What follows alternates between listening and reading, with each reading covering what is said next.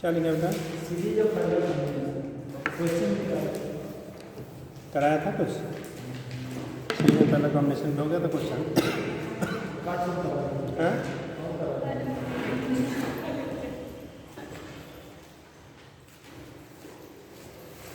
चलिए बेटा, आपको कॉम्बिनेशन बता दिया था, सीरीज एंड क्या पैरेलल हो गया था। ठीक, सीरीज एंड पैरेलल कॉम्बिनेशन आपके हो गए थे, उस पर एक दो क्वेश्चन विचार कराया था। ठीक, आगे और देख लीजिए, बातें नहीं बेटा, तो कॉम्बिनेशन पे कुछ और क्वेश्चन कर लीजिए। ठीक,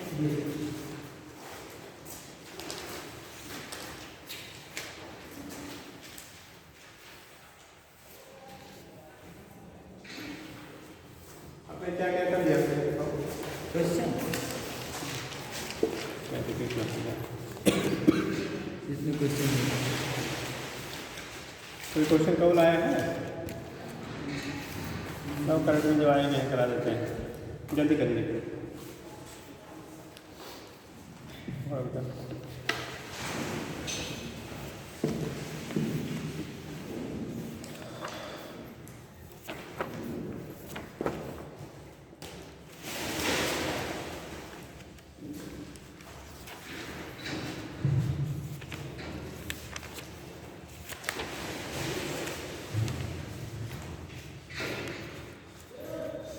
चलिए क्या करिएगा,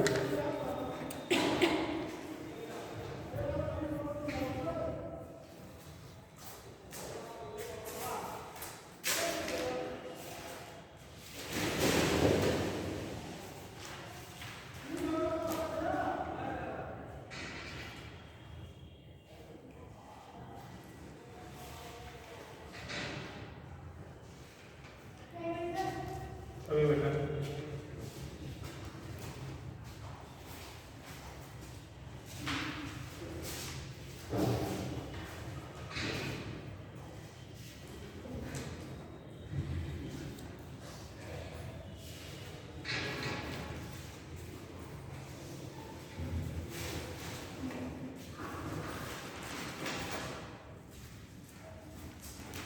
इस तरह से कुछ आपको कॉम्बिनेशन दिया गया है। ठीक,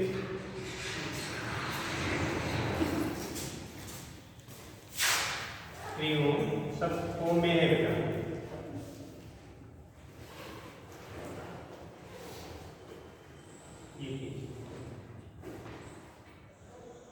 this is point A and this is point C, क्योंकि यहाँ से पॉइंट पर्टिकुलर लेंगे। ठीक, ये है और दूसरा क्या है आपका बी पॉइंट है। फाइंड करना है, find equivalent resistance between A B.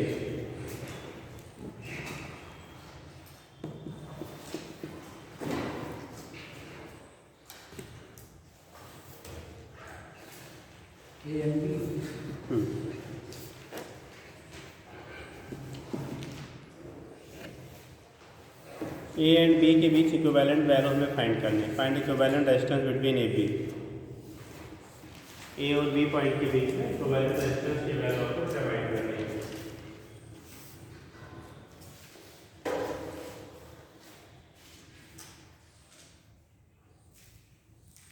Equivalent resistance between A and B.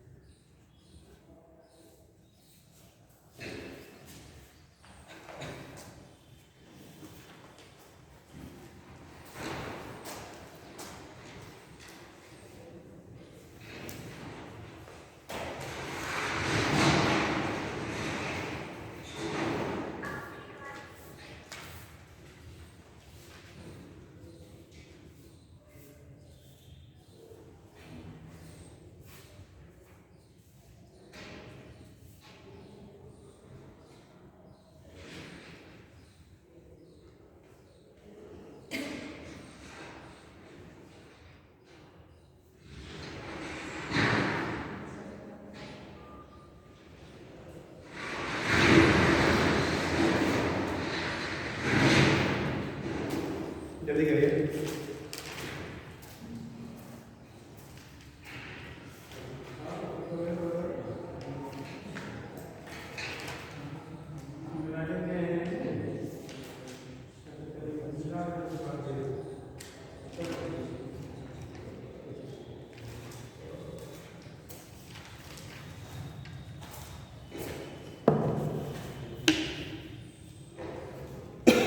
देखो यार, आया कि नहीं यार? आया बताएं। देखो दो हाँ जी, दो दो आया। देखिए बेटा, ये यहाँ से आपको करना है, इनके बीच में निकालना है। आपको बोला था जब इस टाइप से फोर्स टाइप का बैक साइड से स्टार्ट किया करिए, तो इसका बैक कहाँ से होगा? ऐसे घूम के आएंगे ना यहाँ तक, ठीक। तो इस लास्ट वाले से आप स्टार्ट करते हो, ठीक। तो ये देखो 3 and 3 सिक्स ये कैसे हैं? 6 सीरीज में है, तो सीरीज में होंगे 6 हो। ये 6 और ये 6 क्या हो जाएगा? 3 पैरेलल। देखो ये 3 3 6 सीरीज में तो 6 हो गया। ये 6 और ये 6 किसमें हो गया? पैरेलल में। पैरेलल में होंगे तो 1/6 + 1/6 2/6 रिवर्स करोगे 6/3 दैट 6/2 दैट इज 2 आ गया। ये 3 आ गया, इनका 3। अब ये पूरा 3 और ये 3 फिर किसमें हो जाएगा? 6 सीरीज 3 ये पूरा और ये 3 फिर सीरीज 3 3 6 और 6 6 3 3 3 6 6 6 सीरीज 3 3 6। अब ये 6 एक रो और ये 3 दूसरे रो के, तो नेट इक्विवेलेंट 1/6 + 1/3। किससे बताएं? कैसे बताएं जी? क्यों गया? देखो आपको बोला था जब भी किसी क्लोज टाइप का सर्किट बने तो हमेशा बैक साइड से आप क्या करेंगे? सॉल्व करना स्टार्ट करेंगे, ठीक। तो इस केस में जो आप स्टार्ट करोगे, ये 3 3 किसमें है? सीरीज में। यहाँ से चलना है ऐसे ऐसे स्टार्ट आउट करते करते हमें यहाँ पे पहुँचना है बेटा। तो देखो ये 3 3 सीरीज में है, रेजिस्टेंस है तो 3 3 6 हुआ, ठीक। 6 ये 6 और ये वाला 6 ओम जो है, ये दोनों क्या ओम है बेटा, उनका सिंबल है, ठीक। ये कंडीशन क्या है? ये 6 ओम ये 6 ओम किसमें हो जाएंगे? फिर पैरेलल। और पैरेलल जब 6 और 6 निकालेंगे तो कितना आएगा? अरे भाई 6 6 2 6 5 6 + 6 36 का पार्ट 12 फिर आपका वही आ गया 3। अब इन पूरे का पूरे का कॉम्बिनेशन हो गया कितना? 3। ये 3 और ये 3 फिर सीरीज में 3 3 क्या? 6 फिर 6 और ये 6 किसमें? पैरेलल में। फिर वैसे 3 और ये 3 और ये 3 फिर सीरीज में 6 6 6 3 3 3 6। अब फाइनल हमें मिला 2 मिला, एक वाले जो ऊपर वाले 6 ओम हो गया रिजल्टेंट, और नीचे वाले का ऑलरेडी 3 आपको दिया ही गया है। अब ये पॉइंट ये है बेटा, ये पॉइंट ये 2 आया, ठीक। अब इनका जो इक्विवेलेंट आप निकालोगे, दोनों पैरेलल में है ना, तो पैरेलल में है तो R की वैल्यू होगी R1 8 का कितना? अगर 2 ही होते हैं और पैरेलल में जुड़े होते हैं तो उस केस में हम लोग लेते हैं R1 8 + R2। R1 की वैल्यू R2 3 6 प्लस कितना 3 ऊपर हो गया 18/9 9 2 जा 18। तो R की वैल्यू होगी कितना? 2। तो इक्विवेलेंट रेजिस्टेंस पूरे कॉम्बिनेशन का क्या आ गया? 2 ओम के बराबर हो गया, ठीक। कर लेंगे, जल्दी करिए।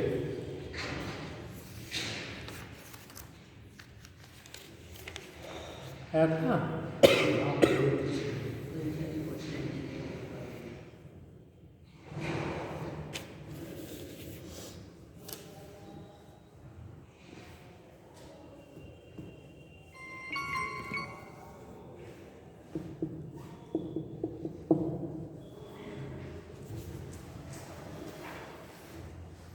नेक्स्ट लिखेंगे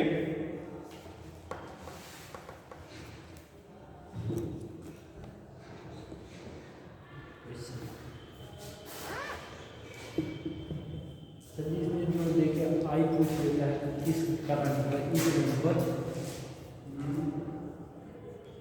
स्मार्ट होगा।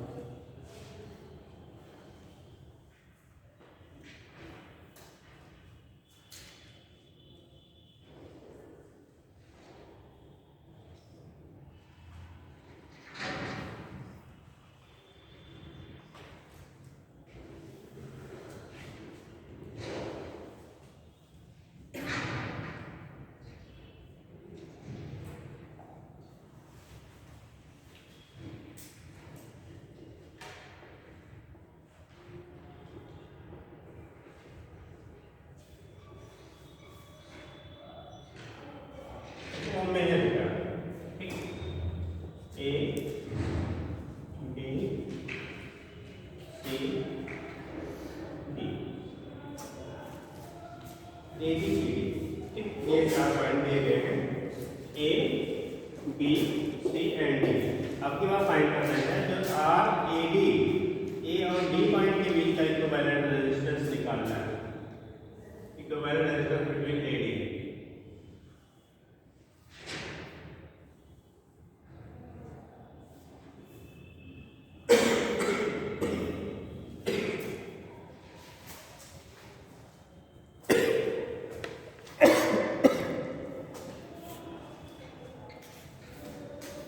ऐसे ही सेगमेंट है, ध्यान बात वही आएगी, एक सेगमेंट यहाँ कम है।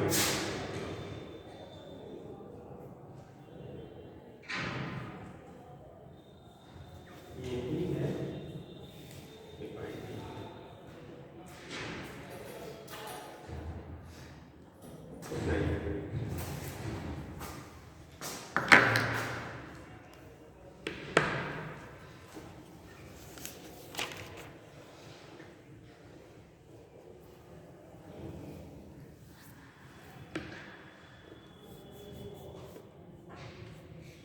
जल्दी करिए।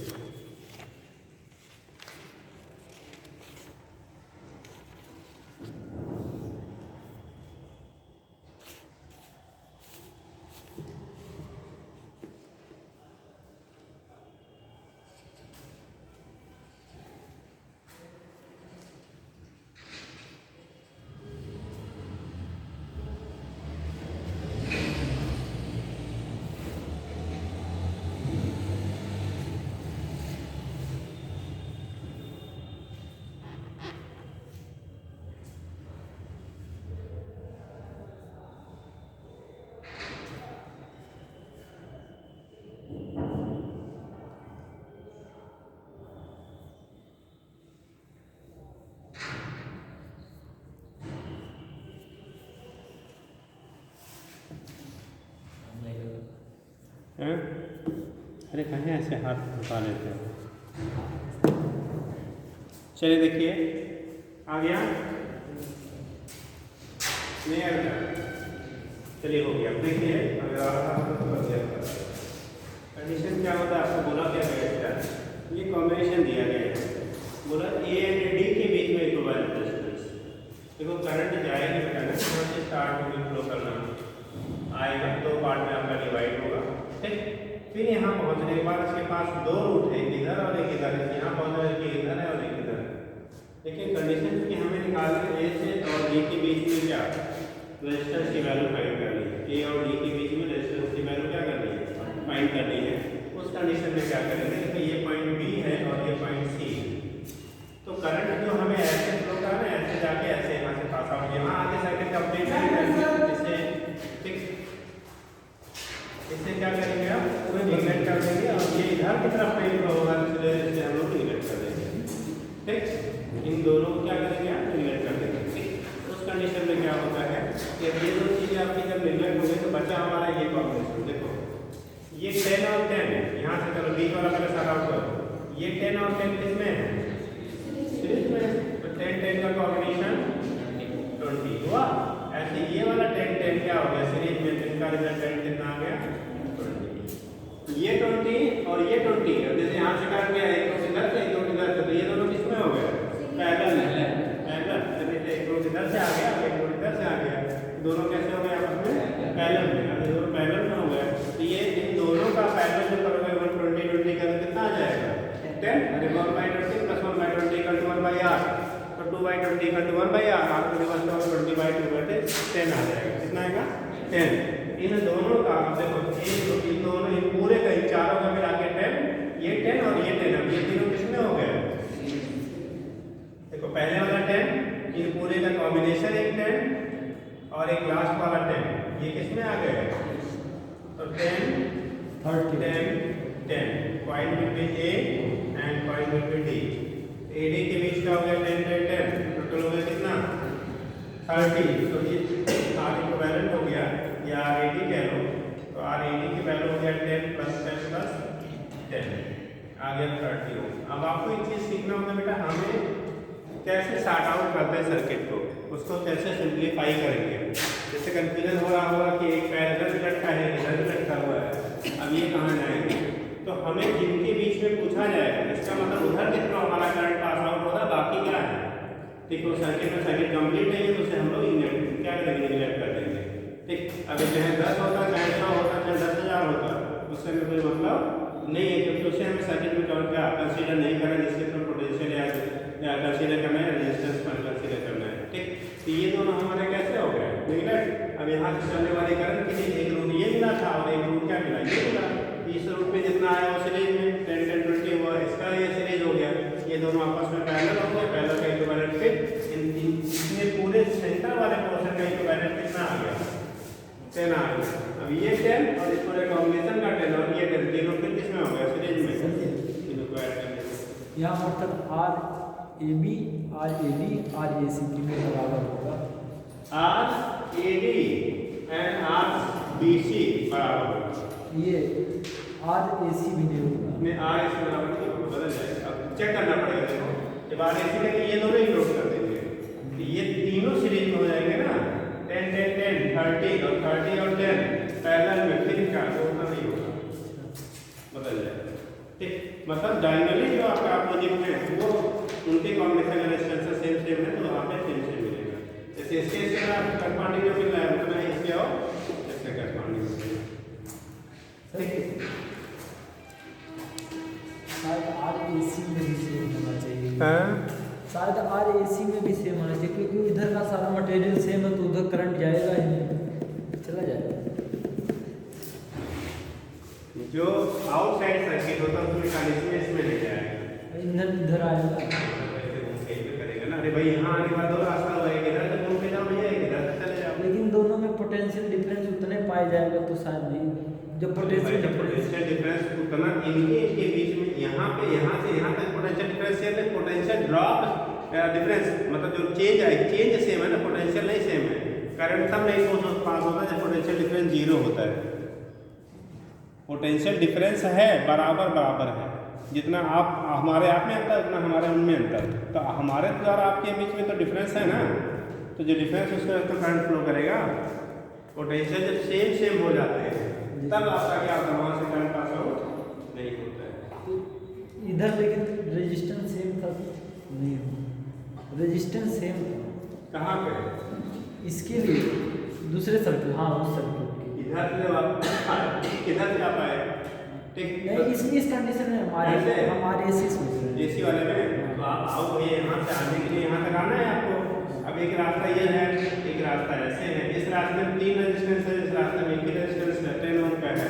तो कंडीशन जिसमें रेजिस्टेंस ज़्यादा है उसका करंट कम, जहाँ पर रेजिस्टेंस कम वहाँ पे करंट ज़्यादा। पोटेंशियल डिफरेंस सेम होगा दोनों पॉइंट के बीच में, मतलब B = I / R ठीक। तो B तो है ना डिफरेंस ठीक, तो करंट फ्लो करेगी, जिसका रेजिस्टेंस ज़्यादा है वहाँ करंट कम, जहाँ रेजिस्टेंस कम वहाँ करंट ज़्यादा हो जाएगा ठीक है। तो वो चीज़ें आपकी जो सर्किट कंप्लीट कर देते बी और सी का भी आज ए डी की कंडीशन में तब भी जाता है, तब भी करंट जाता है। क्या करें, हम आर ए डी की कंडीशन में सी और बी वाले को निगलेक्ट कर दिए। आर ए डी कंडीशन में इधर से करंट नहीं पास मार, अगर सर्किट कंप्लीट होता तब हम उसको लेते। ये सर्किट जैसे करंट देखो जहाँ से इस्तेमाल हो, यहाँ से सप्लाई दिया वहाँ तक जाना है, उस रूट में जो आएंगे उसको कंसीडर करें। बाइफरकेट होकर जो जा रहा है उस सर्किट में मतलब नहीं। जैसे हमें यहाँ से यहाँ पहुँचना था तो इस कॉम्बिनेशन में जो आएगा उसे हम काउंट करेंगे, और जो इसके कॉम्बिनेशन में नहीं आएगा उसे हम लोग काउंट नहीं करेंगे ठीक है। यस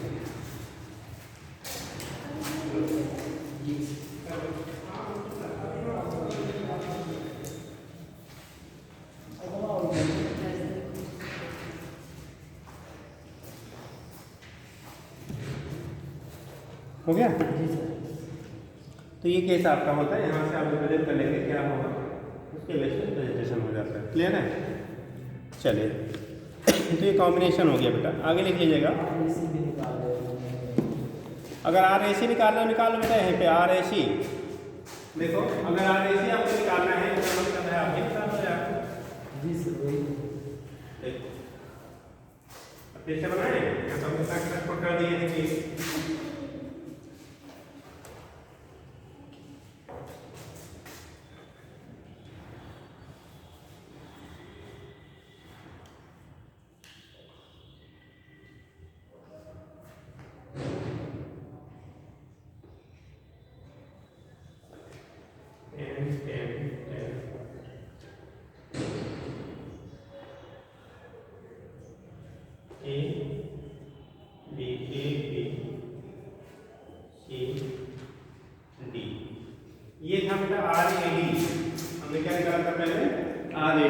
अभी क्या निकालना है, आर ए सी हमें फाइंड करना है, ए सी के बीच में रेजिस्टेंस कितना होगा ये निकालना है। अब देखो हमें निकालना है इनके बीच में, यहाँ आने के बाद करंट का एक रास्ता इधर जाने का बेटा, एक रास्ता इधर जाने का है, यहाँ पहुँचो करंट एक इधर जाने के इधर जाने के, लेकिन यहाँ से जो आगे जाएगा आगे क्योंकि कंटिन्यू नहीं सर्किट है तो इसका मतलब वहीं पे करंट क्या करेगा, ब्रेक लग जाएगा, आगे मूव नहीं करेगा।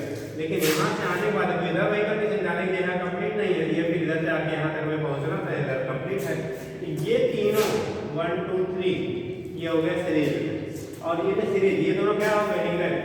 आपके पास कैसे निगलेक्ट किया, जो ये आउट सर्किट है, सर्किट से जो आउट साइड है उसे हम क्या करेंगे, निगलेक्ट कर देंगे। तो बच्चा आपका ये तीनों सीरीज में और ये इसके साथ कैसे हो जाएगा, पैरेलल में हो जाएगा। तो यहाँ से आप दिखाओगे इन 10 + 10 + 10 इन तीनों का इक्विवेलेंट निकालेंगे तो कितना आएगा बेटा, 30। ये 30 और ये 10 पैरेलल में, तो यहाँ से करोगे R' ले लो तो R1 R2 अपान R1 प्लस कितना R2, देखो 10 × 30 अपान 10 + 30 ये हो गया 300 अपान कितना 40, 1 0 घटा दो और 2 से काटो 2 और ये हो गया 15। अभी हम ऐसा रहने देखें 15/2, ये 15/2 इन पूरे का इक्विवेलेंट आ गया 15/2, इनका हमने निकाला 15/2 मान लिया। ये 15/2 और ये 10 और ये 10 किसमें हो गए, सीरीज में, तो आर ए सी हो जाएगा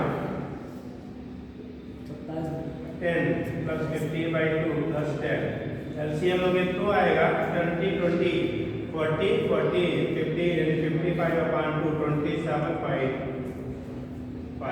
कितना है भैया हमारा भी। तो आगे तो आर ए सी जब निकालोगे तो 27 कितना 5, और जब आर ए डी निकाला था इसके करस्पॉन्डिंग तो यहाँ पे 30 आएगा। तो आपको टर्मिनल चेंज करने के साथ साथ रिजल्ट हमारा बदल जाएगा। इसी केस में RAB कितना होगा, अरे व्यवस्थित ना करो यार, वहाँ से निकल ही नहीं सकता है, सर्किट वहाँ बाई सर्किट हो तो वहाँ कैसे निकालोगे, पार्लिमेंट्री वहीं रहेगी जहाँ पे, ठीक। जैसे ये कंडीशन यहाँ पे निकालोगे, यहाँ निकालने के लिए क्या करेंगे भाई, काउंट आपका यार ई अगर निकालना है तो ये वाला इधर से कैसे, ये वाला इधर पर ऐसे आना, ये RAB और RAC ये दोनों वैल्यू आपकी क्या हो जाएगी, सेम सेम मिल जाएगी, ठीक। RAB और RAC क्या करेंगे, सेम सेम आपको मिल जाएगी। हो गया बेटा, चलिए नेक्स्ट हेडिंग करेंगे सेल।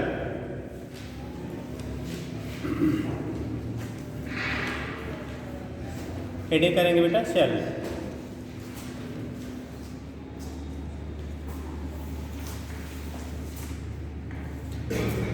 चलो सेल क्या होता है बताएंगे, व्हाट इज सेल। सेल भैया कहाँ रह गए,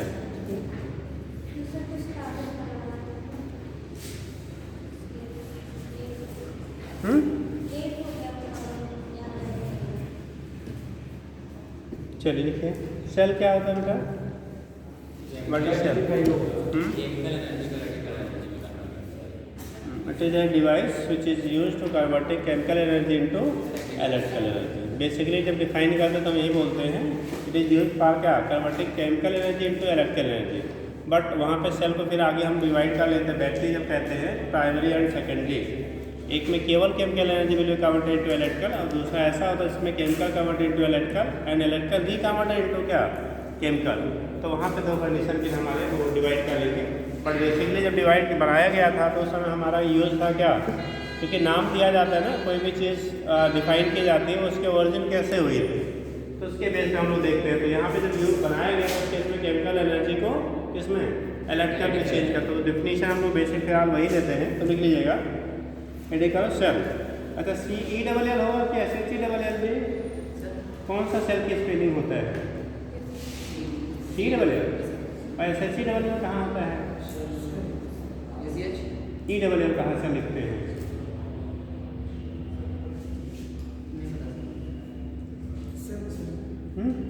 कौन सा सेल, खड़ी हो जाओ खड़ी हो जाओ, हाँ SHELL कहाँ यूज होता है स्पेलिंग सेल का,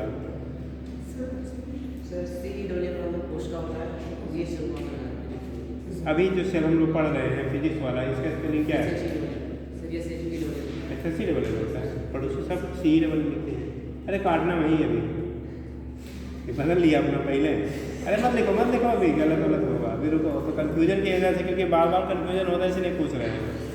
ठीक, हाँ जी, कुछ बता रहे हैं, खड़े हो जाओ। हैं झाग वाला कौन वाला बता रहे? जो उसको प्रोडक्शन देता है वाला से होता है ऐसे ई डबल और ये सब वाला एच सी डबल। मतलब हमारी बॉडी में जो इसे क्या बोलोगे? C double L. और S H C double L कहाँ बता रहे हो? वो तो बात अलग है, केज हम पहनते हैं वो अलग चीज़ है बेटा। बैठिए। और बड़ा कन्फ्यूजन वाला पॉइंट आ गया ना, प्राइमरी वाला। हाँ जी, आप भी बता दीजिए, उसका लिख रहे थे। स्पेलिंग दोनों का सेम हो जाएगा? स्पेलिंग नहीं सेम है।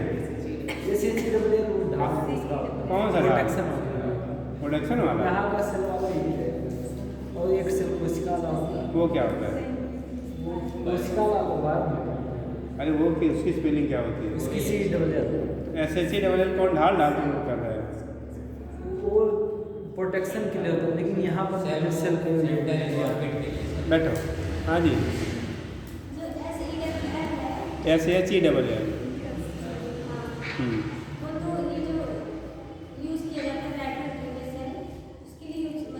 अभी तो हम वही पढ़ने जा रहे हैं। तो बायोलॉजी वाला सर अभी भी गड़बड़ है। हाँ जी, आप भी कुछ कह रहे थे। ये सर बैटरी के लिए सी मतलब सी ई डबल एल वाला ये फिजिक्स में है और बायो में भी सेम। अच्छा। और जो S H E double L है वो सर शायद वो ऑर्बिट के लिए होता है, उसके अंदर ही होता है। जो हम केमिस्ट्री में पढ़ते हैं ना, ऑर्बिट या सेल, वो S H E double L है। और बायोलॉजी और फिजिक्स में जो पढ़ते हैं वो सी ई डबल एल है। ठीक, फिजिक्स एंड बायो वाला कौन सा है? सी ई डबल एल। और केमिस्ट्री वाला जो ऑर्बिट हम लोग पढ़ते हैं या सेल बोलते हैं वो S H E double L. ठीक, याद रखिएगा। आप ही से नहीं, कभी कभी कन्फ्यूजन हम लोगों से भी हो जाता है, क्योंकि वो पोजीशन वही रहता है, तो जल्दीबाजी में कभी कभी क्या होता है, गड़बड़ होता है। याद रखिए, फिजिक्स एंड के बायोलॉजी वो दोनों सेम स्पेलिंग है, सी डबल एल। केमिस्ट्री वाले में S H E double L होता है। ठीक है जी, चलो देखो तो लिख लीजिए, डिफाइन कर लीजिए, तब फिर बताएं। देखिए, इट इज़ ए डिवाइस या एक बच्चा, it is a device which is use for, it is a device which is use for converting chemical energy into electrical energy, chemical energy into electrical energy। Chemical energy को बेटा किसमें convert करने के लिए? ठीक, इलेक्ट्रिकल एनर्जी। ठीक,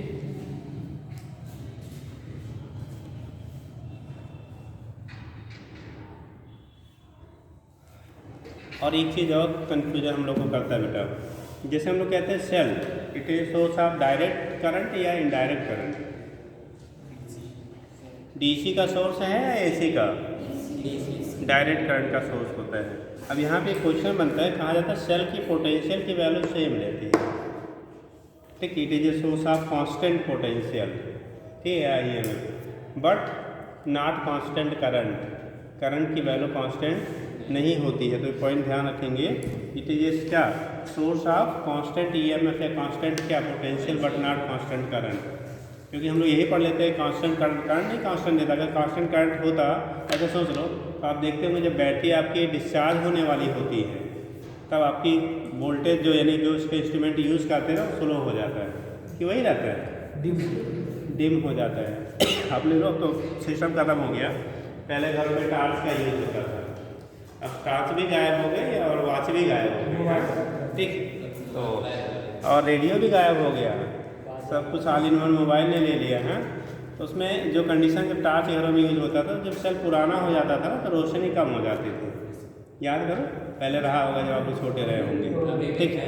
तो उस कंडीशन में क्या होता है कि जब वो क्या डिस्चार्ज होने वाला होता था तो क्या आपको जो लाइट देता था ना टार्च, वो कम हो जाता था, ठीक। कहते थे बैटरी अब ख़राब होने वाली है या ख़त्म होने वाली है, ठीक। इसका मतलब करंट की वैल्यू हमारी क्या कर रही है, डिक्रीज कर रही है। करंट की वैल्यू फ्लक्चुएट होती है, बट जो पोटेंशियल वो प्रोवाइड करता है ईएमएफ, अगर 1.5 वोल्ट की एक सेल है तो 1.5 वोल्ट ही आपको देगा, तो it is a source of constant voltage but not constant क्या करंट। ठीक, तो दिमाग में याद रखिएगा कांस्टेंट वोल्टेज का सोर्स है, कांस्टेंट करंट का नहीं। याद रहेगा वोल्टेज की यहाँ पे EMF। ठीक, सेल का जो EMF है तो वो कंडीशन उसके बेस में दिखाते हैं। अब हेडिंग करेंगे EMF ऑफ सेल। ध्यान करें कि लाइन लिख लीजिए, आप ये लाइन बोल दीजिए। अब लिख लीजिए, चाहे लिख लीजिए, बेटा लिख लो, उस लाइन को नोट कर लीजिए, नहीं तो ध्यान से बहुत कुछ गायब होता है ना। लिखिए cell is a source of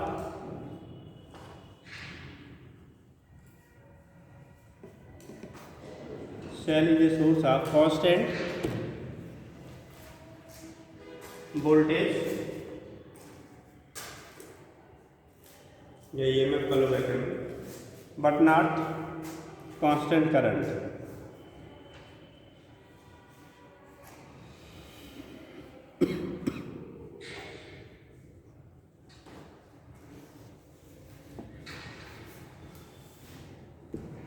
अगला हेडिंग करें EMF। अब देखो सुनो बेटा, EMF और पोटेंशियल डिफरेंस एक चीज़ें आती हैं, क्वेश्चन भी उस पर रिलेट करके बनाया जाता है। EMF and potential difference. देखो EMF और पोटेंशियल डिफरेंस में क्या डिफरेंसेस क्या है, इसका आइडिया है? What difference in EMF and potential?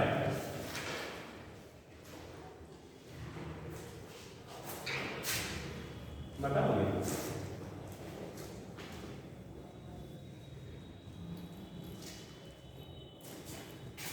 कोई लोग? EMF एंड पोटेंशियल डिफरेंस, हम दो टर्म यूज करते हैं ना, EMF and potential difference. EMF कब बोलोगे, पोटेंशियल डिफरेंस कब बोलेंगे? किससे बोलेंगे? तो बताओ, अरे बहुत बड़ा होगा।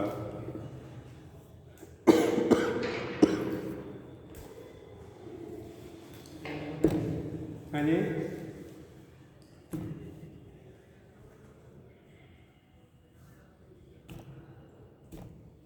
चलो सुनो, जैसे हम लोग बैटरी सिम्बली बेटा सिम्बलाइज करते हैं, जो बैटरी को एक प्लेट बड़ा सा लेते हैं और छोटा लेते हैं। जो बड़ा होता है उसे पॉजिटिव कहते हैं, जो छोटा वाला होता है उसे नेगेटिव प्लेट कहते हैं। यहाँ पे आपने कैसे सुना होगा, एक छोटा सा बनाते हैं इंटरनल रेजिस्टेंस। ठीक, और ये हमने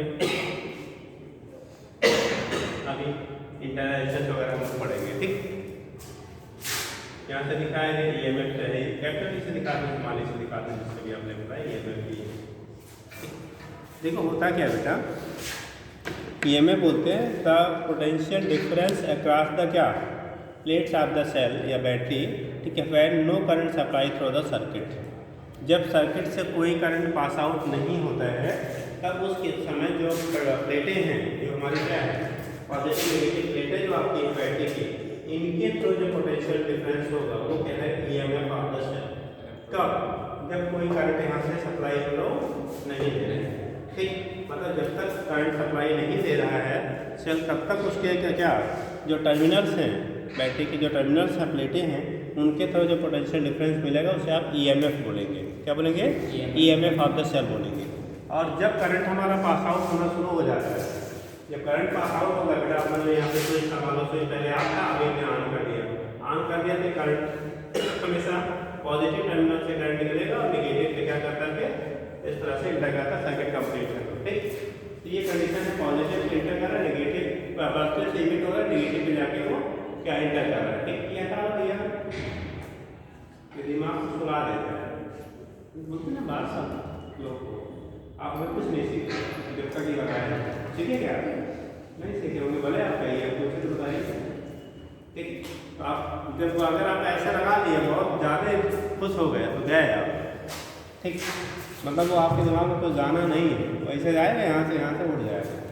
ठीक, तो प्रयास क्या करिए, अगर आदत में जैसे लोग की आदत होती बिना इसके वो बैठ ही नहीं पाते हैं।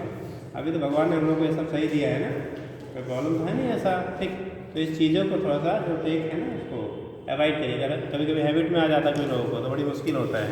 ठीक, तो अगर है हैबिट में तो उसको धीरे धीरे छोड़ दीजिए, क्योंकि अगर आप क्लास में ऐसे बैठे हैं तो आपको लग रहा है बहुत हम मन से पढ़ रहे हैं, लेकिन कोई ज़्यादा ना होता है लगते बैठ के देखो। ठीक, अब जबरदस्ती बैठोगे तो दिमाग रहेगा, लेकिन अगर आप अपने से ऐसे हुए तो आप ठीक। चलो इस केस में क्या होगा आपका यहाँ पे आई है ई, ठीक, करंट यहाँ से पास आउट हो रहा है, करंट क्या हो रहा है आपका, पास आउट हो रहा है, ठीक। तो उस कंडीशन में क्या आपका होता है, तो यहाँ से जो आप दिखाएंगे ना, जब करंट पास आउट होगा तो देखो ये तो एक्सटर्नल सर्किट है और ये हमारा क्या है, इंटरनल सर्किट, इंटरनल रेजिस्टेंस है, एक्सटर्नल रेजिस्टेंस और इसे कहते हैं इंटरनल रेजिस्टेंस। तो इंटरनल रेजिस्टेंस के थ्रू कुछ ना कुछ पोटेंशियल क्या करेगा, लॉस होगा, ठीक, क्या होगा, पोटेंशियल लॉस होगा।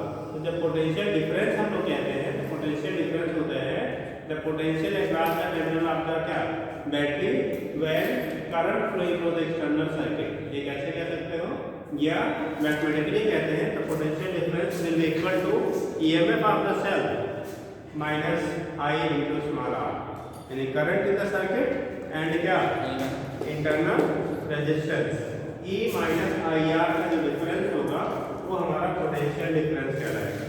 और जो ई होगा, जब कोई करंट सर्किट से पास नहीं हो रही है तब इन प्लेटों के करस्पॉन्डिंग जो बेटा हमारा क्या पोटेंशियल डिफरेंस होगा। जब करंट नहीं पास हो रहा है तो यहाँ पे लॉस नहीं होगा ना, तो लॉस नहीं होगा तो उस केस में क्या होता है, दैट मीन्स क्या, उस कंडीशन में आपका जो ईएमएफ मिलेगा, जो पोटेंशियल डिफरेंस मिलेगा प्लेटों के क्रॉस, उसी को हम लोग ईएमएफ कह लेते हैं, ठीक। और कोई भी प्रैक्टिकली कोई भी बैटरी ऐसी डिजाइन नहीं की जा सकती बेटा जिसका इंटरनल रेजिस्टेंस की value 0।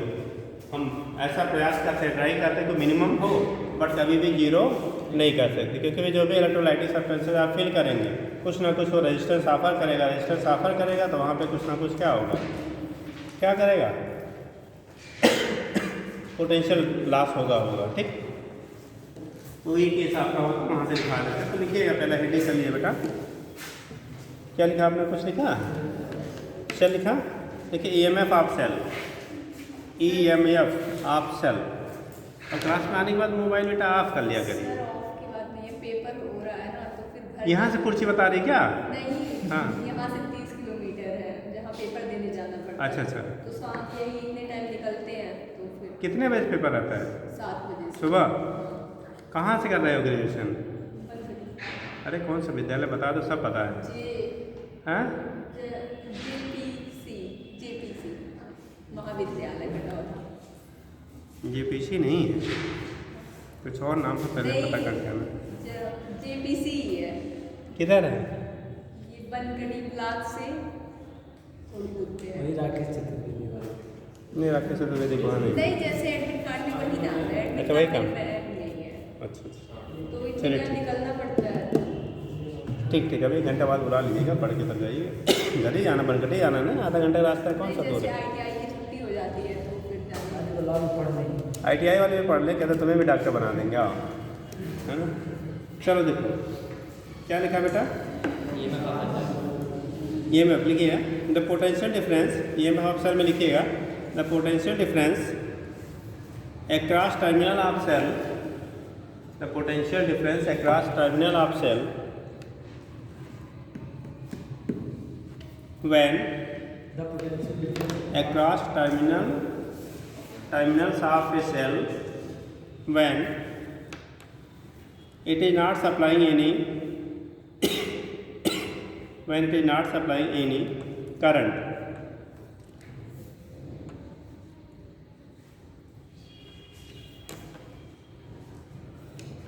is called EMF, is called EMF, okay. जब सेल से कोई करंट बेटा पास आउट यानी सप्लाई नहीं लेंगे उस समय जो आपका क्या होगा, प्लेटों के बीच में क्या पोटेंशियल डिफरेंस होगा, उसे हम लोग क्या कहेंगे, EMF कह लेते हैं, उसे नाम देते हैं क्या, EMF कहा जाता है। कब, जब सप्लाई नहीं दे रहा होगा, ठीक। तो जो भी पोटेंशियल डेवलप होगा ना वो एक्रॉस का क्या टर्मिनल से ही रहेगा, ठीक। लेकिन जब सप्लाई देगा तो पोटेंशियल कुछ ना कुछ हमारा कहाँ, इंटरनल रेजिस्टेंस में लॉस हो जाएगा। इसीलिए जो एक्सटर्नल रेजिस्टेंस के थ्रू हमें पोटेंशियल ड्रॉप इसके थ्रू मिलेगा बेटा ना, जो पोटेंशियल ड्रॉप मिलेगा ये हमेशा इससे क्या होता है, कम होता है। इसीलिए जब आप बैटरी लेने जाया करिए ना, सेल, ठीक, तो उस केस में बहुत पुरानी अगर स्टॉक की हैं तो उसको अवॉइड करना चाहिए लेने से, क्योंकि अगर जितना वो पुराना रहेगा धीरे धीरे उसकी आउटपुट बैकअप क्या होगी, घटती जाएगी। जैसे पता चला भैया 4 साल पुराना है, उस समय रेट 10 रुपये मिलता था, आज तो 15-17 रुपये मिलता है।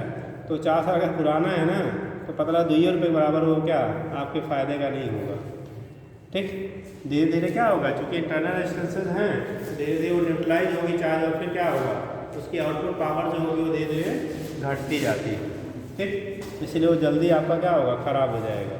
जैसे कभी कभी लाते रहे, कहते हैं बैटरी लाए बहुत दिन तक चला, आपके तो ले आए थे वो तो बड़ी जल्दी डिस्चार्ज हो गया, तो आपने डेट नहीं देखा, पुराना वो क्या दे दिया आपको, स्टॉक दे दिया, आप यूज़ करेंगे कम चलेगा। ठीक, अरे आप ऐसे ले लो यार, वो बैटरी छोड़ दो। घर में इन्वर्टर होता है, आप ऑन है, कहीं आपको बाहर जाना है, आप सप्लाई ऑफ करके चले जाइए और 10-20 दिन के बाद लौट के आइए, फुल चार्ज था लेकिन वो क्या हो चुका होता है, डिस्चार्ज हो जाता है। ठीक, तो उसका 100% चार्जर हाँ रख दिए तो 4 दिन देखिए वो भी घट जाएगा। भाई इंटरनल सिस्टम जैसे आप, अरे दूसरे छोड़ दिया, आप हो ना, आप काम करते हो तो पढ़ना भी तो काम ही है ना, आप काम करते हो तो खाना खाते हो। ठीक, काम नहीं करते, खाना नहीं खाते, हम भी खाते हैं, अब भी खाते, क्यों, सिस्टम को तो चलाना है ना, सिस्टम पे चलाने के लिए भी हमें क्या चाहिए, एनर्जी चाहिए। ठीक, तो उस केस में वैसे सारे सिस्टम को ऑपरेट करने के लिए एनर्जी की रिक्वायरमेंट होती है। ठीक, अब टाइम नहीं है, कहानी बाद में सुनना, लिखो, है ना। हालांकि पोटेंशियल डिफरेंस ये लिखे हैं ना, EMF, दूसरे को पोटेंशियल डिफरेंस भी, पोटेंशियल डिफरेंस भी, जल्दी करिए आज बहुत जल्दी में बेटा, पोटेंशियल डिफरेंस इसे 20 लिखाते हैं। देखिए देखिए द वोल्टेज अक्रॉस, या पोटेंशियल अक्रॉस जो भी कर लो, the voltage across terminal of a cell, voltage across terminal of a cell when it is supplying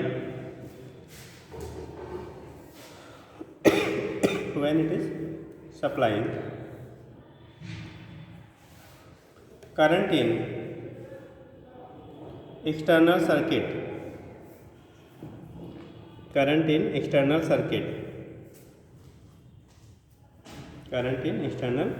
circuit is called potential difference, is called potential difference, is called potential difference। ये इसी को terminal voltage भी बोलते हैं बेटा, और terminal voltage हो गए। अब इसकी जो वैल्यू होती है बेटा ना, 2 कंडीशन हम दिखाते हैं। जो पोटेंशियल डिफरेंस जब निकालेंगे ना, एक तो अगर करंट हमारे यहाँ से लोड है, रेजिस्टेंस की वैल्यू लोड है, तो जो B की वैल्यू होगा, एक रिलेशन में B = E - I × क्या, छुटका इस्माला। अब ये चीज़ आगे हम लोग पढ़ लीजिएगा। और दूसरा जिसमें B = कितना, I × कैपिटल। मतलब इस एक्सटर्नल, अगर हमें इंटरनल EMF दिया है, इंटरनल रेजिस्टेंस और करंट दिया है, तो इस इक्वेशन को यूज करके निकाल लेते हैं पोटेंशियल डिफरेंस। और डायरेक्टली एक्सटर्नल रेजिस्टेंस और करंट की वैल्यू नोन है तो V = I आ करके आप पोटेंशियल डिफरेंस की वैल्यू क्या कर सकते हैं, फाइंड आउट कर सकते हैं। ठीक, जो डाटा आपका अवेलेबल होता है उसके अकॉर्डिंग हम लोग क्या करते हैं, इक्वेशन को यूज करके सॉल्व कर लेते हैं। हो जाएगा, कर लेंगे बेटा। चलिए आगे लिखें, इंटरनल रेजिस्टेंस, हेडिंग करेंगे इंटरनल रेजिस्टेंस।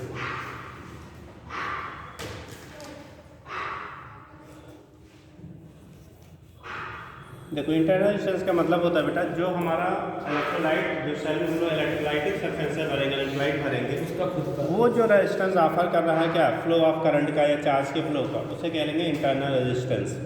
ठीक, कौन सा रेजिस्टेंस बेटा, इंटरनल, मतलब जो आप क्या कर रहे हैं, करंट आपका क्या कर रहे हैं, करंट के फ्लो का, कौन, जो सेल है, बैटरी है, उसका जो इलेक्ट्रोलाइट है, उसके द्वारा जो पोजीशन आपका होता है, उसी को टर्म लेते हैं हम लोग इंटरनल रेजिस्टेंस कहते हैं। Internal resistance of the cell will be equal to, will be due to, ठीक है क्या, रेजिस्टेंस ऑफर्ड बाई क्या, इलेक्ट्रोलाइट, जो रेजिस्टेंस इलेक्ट्रोलाइट के द्वारा ऑफर किया जाएगा वही हमारे इंटरनल रेजिस्टेंस के इक्वल होगा। तो लिखिएगा, in case of a cell,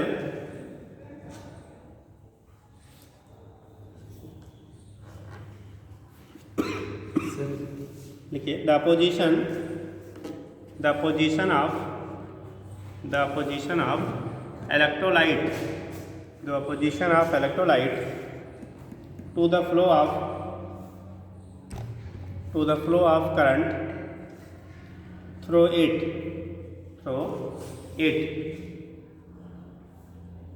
is called, क्या कहलाएगा बेटा? Internal resistance of the cell.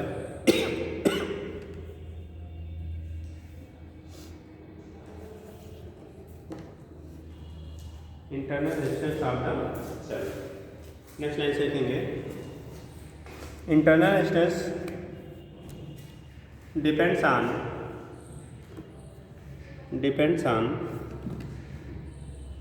distance between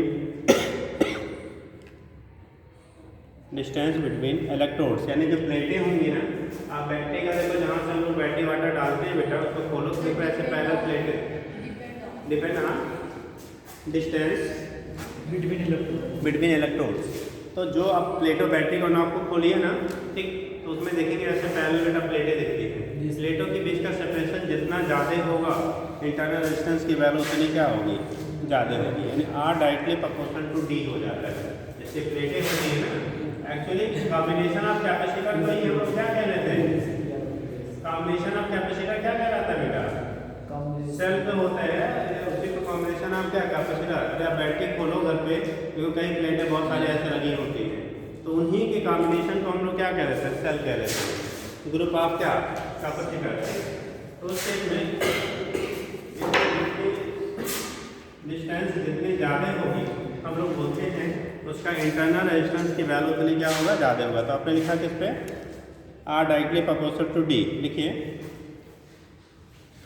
हो गया। तो लिखा गया आपने, internal resistance depends on distance between plate, मतलब कलो R directly proportional to D, comma area of the electrodes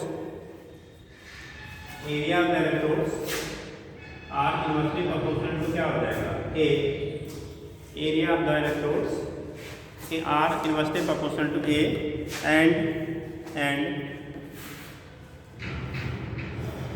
nature and concentration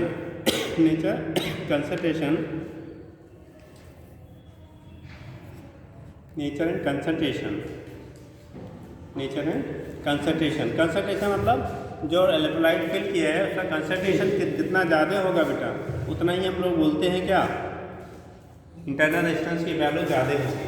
अगर ज़्यादा कंसंट्रेटेड इलेक्ट्रोलाइट सॉल्यूशन भरा हुआ है तो उसका इंटरनल रेजिस्टेंस कंसंट्रेशन के डायरेक्टली प्रोपोर्शनल होता है और टेम्परेचर के इनवर्सली प्रोपोर्शनल होता है।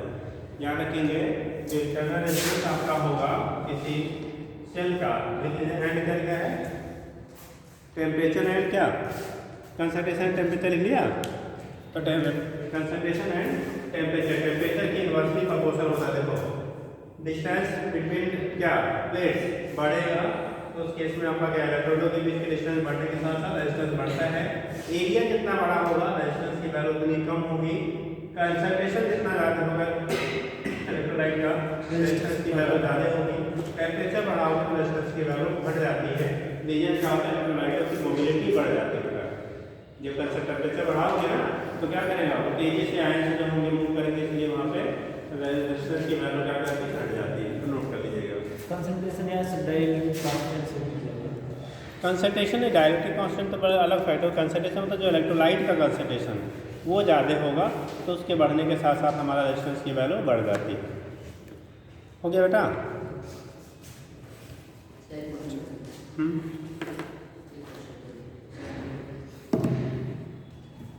जल्दी लाइए। कौन सा बेटा? हाँ 71।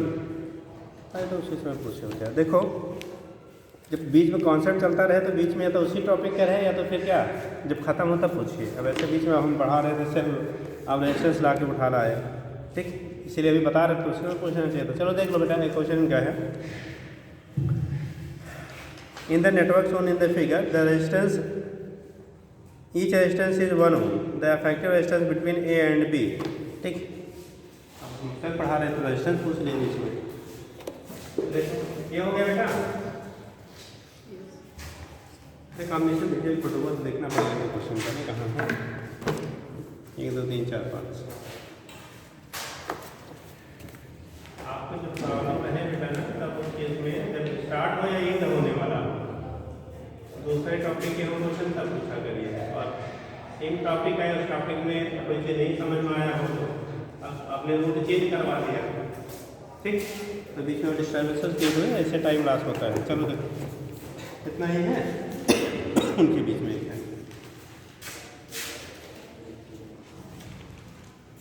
एक ए है ये बी है, 1 1 1 1 1 1 सारे एक एक होंगे, कितने के हैं एक एक होंगे बेटा। हम लोग क्या करते हैं,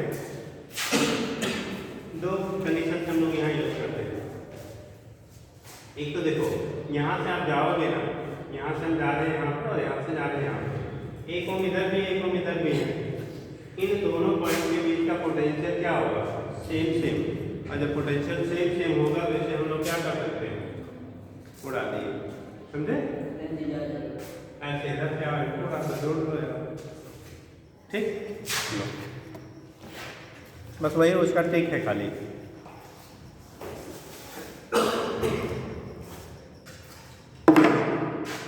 नेक्स्ट ये तीनों सीरीज में, दोनों सीरीज में ये पैरेलल ऊपर जैसे एक साइड का कट कर दिया बीच वाला, उधर से उधर बीच वाले को कट कर देंगे तो ऊपर वाले सीरीज में, फिर ऊपर को सीरीज, फिर दोनों को पैरेलल कर दीजिए।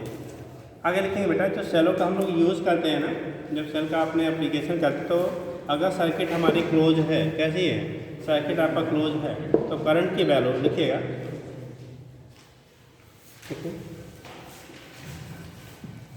अब करंट पावर वगैरह कैसे हम लोग ऑब्टेन करेंगे, ठीक है, जो सेल आपका होता है, ठीक।